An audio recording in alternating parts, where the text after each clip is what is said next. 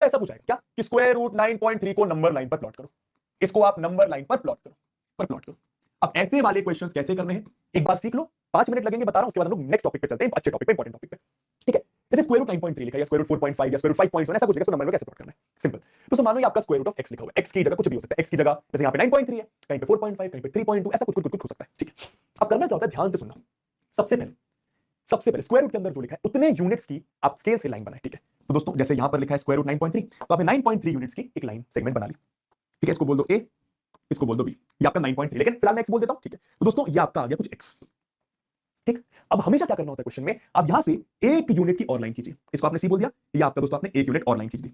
समझा, हमेशा एक क्या क्यों कैसे वो अभी मत पूछो, सब समझ में आ जाएगा। फिलहाल जैसा बोल रहा हूं, जो बोल रहा हूं बस सुनते जाओ। ठीक है, अब भाई तुम्हें कोई उनका भाई मानो तुम्हारा कोई नया दोस्त बना, तुम पूछोगे भाई क्या नाम है तेरा, तो बोलेगी सुहानी नाम है, तो ये थोड़ी पूछोगे सुहानी क्यों नाम है, पहले उसको जानोगे फिर शायद हो सकता है ओवर द कन्वर्सेशन पूछ लोगे भाई सुहानी क्यों नाम है, किसने रखा फलाना ढंकाना, पर फिलहाल तो सुहानी को सुनोगे ना, और सुहानी को तो सुनोगे तुम लोग। मेरी बात ध्यान सुनो। ठीक है, तो दोस्तों स्क्वायर रूट के अंदर जो भी लिखा है उतने यूनिट की लाइन बनानी है और हमेशा 1 सेंटीमीटर और बनाना है। क्या क्यों कैसे सब भूल जाओ। अब क्या करना है, आपको निकालना अपना कंपास निकालना है। कंपास निकालने के बाद आपको एसी का परपेंडिकुलर बाइसेक्टर बनाना है। वो कैसे बनाते हैं, एसी का परपेंडिकुलर बाइसेक्टर मतलब बेसिकली आप एसी का मिड पॉइंट पता करने की कोशिश कर रहे हो। कैसे पता करते हो दोस्तों, एसी, ठीक है, एसी को जितना है, एसी का आधा को जितना होगा, एसी का आधा को जितना होगा अंदाजन, आधे से हल्का ज्यादा आप कंपास खोलो, आधे से हल्का ज्यादा आप कंपास खोलो। थोड़ा सा इसको मैं इधर कर लेता हूं।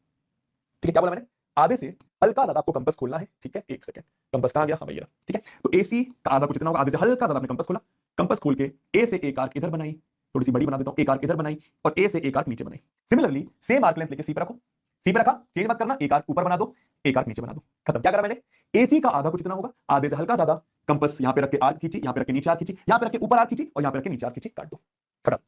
ठीक है, अब क्या करना है, सुनते रहना। ठीक है, अब दोस्तों ये जो इंटरसेक्शन पॉइंट है इनको आप ज्वाइन कर दो। बस जैसे आप इंटरसेक्शन पॉइंट को, भाई ये दोनों आर्क का इंटरसेक्शन पॉइंट, ये है दोनों आर्क का इंटरसेक्शन पॉइंट, जैसे आप दोनों इंटरसेक्शन पॉइंट को ज्वाइन करते हो, ये जो लाइन सेगमेंट है आपके एसी को किसी पॉइंट पे काटती है, ये आपके एसी का मिड पॉइंट है, इसको आप बोल दो, लेट्स से ओ बोल दिया। ठीक है, अब क्या करना है, अब एक सेमी सर्कल बना दो। क्या करना है, क्या कैसे सब बता दो। ठीक है, अब आप सेमी सर्कल बना दो। ठीक है दोस्तों, यहां पे आपने रखा, ठीक है, ओए रेडियस ले लो या ओसी ले लो, एक ही बात है, ओए उस भाई अगर ये मिड पॉइंट है तो ओए ओसी बराबर होगा, ओए ओसी बराबर होगा। हाँ जी, हाँ जी दोस्तों, आपने बनाया एक सेमी सर्कल।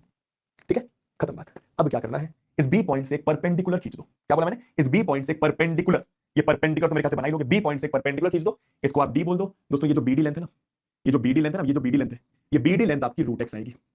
ए कुछ भी कर दिया, बीडी रूट एक्स आ गया।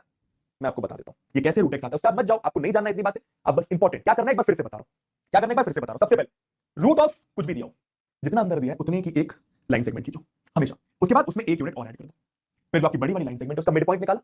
ठीक है, फिर ओए या फिर ओसी को लेके आपने सेमी सर्कल खींच दिया।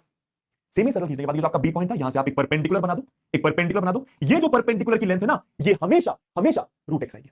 मतलब अगर ये आपने दोस्तों 4.5 लिया है तो ये आपका अंडर रूट 4.5 आएगा, अगर ये आपने 9.3 लिया है तो ये आपका अंडर रूट 9.3 आएगा, अगर ये आपने 10.5 लिया है तो ये आपका अंडर रूट 10.5 आएगा। वैसा क्यों, मैं आपको बस ऊपर ऊपर से बता दे रहा हूं दोस्तों। बेसिकली होता क्या है, ये ट्रायंगल दिखा है, ये राइट एंगल ट्रायंगल दिखा है, इस राइट एंगल ट्रायंगल में ये वाली साइड और ये वाली साइड आपको पता होती है। कैसे पता होती है अभी मत पूछो, ठीक है, उतना डिटेल में नहीं जाना। ये राइट एंगल ट्रायंगल में ये वाली साइड आपको पता होती है, ऑटोमेटिकली आपका ये निकल जाता है। कितना आपके लिए इंपॉर्टेंट है उतना आपको मैं बता रहा हूं। क्लियर है, समझ में आ गया किस तरीके से करना है, क्या करना है। ठीक है, इसी का दोस्तों स्टेप्स ऑफ कंस्ट्रक्शन देखो यहां पर लिखा हुआ है कि सबसे पहले पॉजिटिव रियल नंबर x पता करो कौन सा है, फिर एक लाइन बनाओ, उस पे ए पॉइंट मार्क करो, ए बी बनाओ x यूनिट का, जैसे कि मैंने आपको बताया आप ए बी बनाइए x यूनिट का, फिर एक यूनिट और बनाओ उसको आप सी पॉइंट बोल दो, फिर ए सी का आप मिड पॉइंट लो उसको आप ओ बोल दो, फिर रेडियस ओसी लेके ओ से एक सेमी सर्कल बना दो, फिर परपेंडिकुलर ड्रॉ कर दो, काम हो जाएगा। समझ में आ गया, क्लियर बात, पक्का। तो बस ये एक और चीज आपको एग्जाम में पूछी जा सकती है, बट मुझे लगता है हाईली अनलाइकली, मतलब ये नहीं पूछा जाएगा शायद, बट एनीवे अब चलते हैं बॉस मेन पॉइंट पर।